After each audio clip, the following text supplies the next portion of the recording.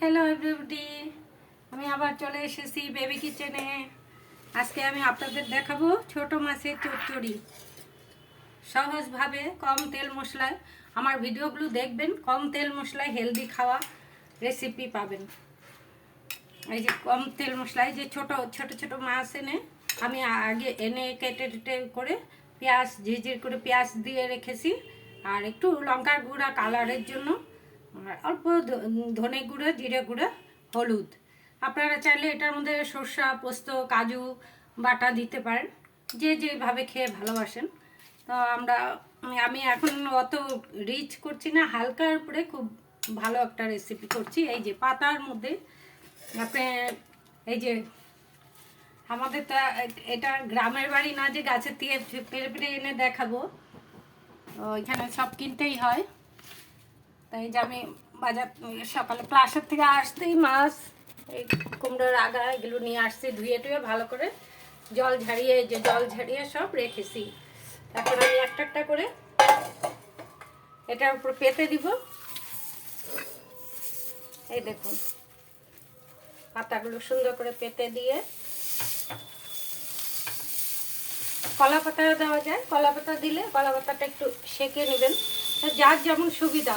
এখানে আমি আজকে কলা পাতার সুবিধা করতে পারিনি, বৃষ্টি চারিদিকে বৃষ্টি পড়ছে, সেটার থেকে আনতে পারিনি। এই যে পাতাগুলো সুন্দর করে ছড়িয়ে দিয়ে চারদিকে আগে থেকে মেরিনেট করা এই যে মাছটা আমি আস্তে আস্তে দিয়ে দেব।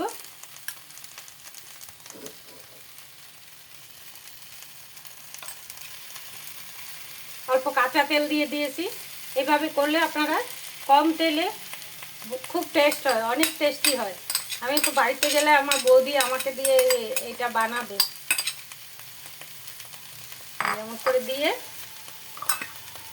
উপরে একটু ধনিয়া পাতা ছড়িয়ে দিবেন, যে যেমন মশলা খেয়ে ভালোবাসেন। পেঁয়াজ এখানে অল্প ঝিঝির করে আলুও দেওয়া যায়, এই যে গার্নিশের জন্য একটু কাঁচা লঙ্কার এটা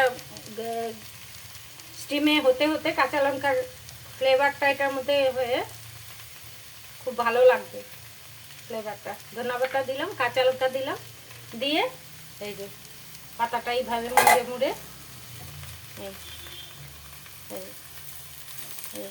নিচে যদি একটা কলা পাতা থাকে দিলে ভালো হয়। আর এই যে পাতাটার মধ্যে বানাচ্ছি, এই পাতাটা আবার খাওয়া যায়।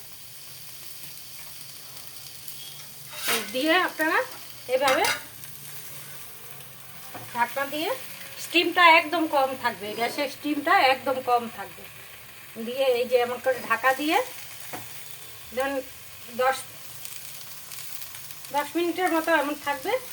থাকার পরে আবার ঢাকনাটা উঠিয়ে 10 মিনিট পরে উল্টিয়ে আবার 10 মিনিট এমন একদম লো স্টিমে থাকবে। তো এমন করে আপনারা সব ধরনের মাছই বানাতে পারেন একদম কম তেলে, খুব টেস্টি টেস্টি একটা রেসিপি আপনারা বানাতে পারবেন।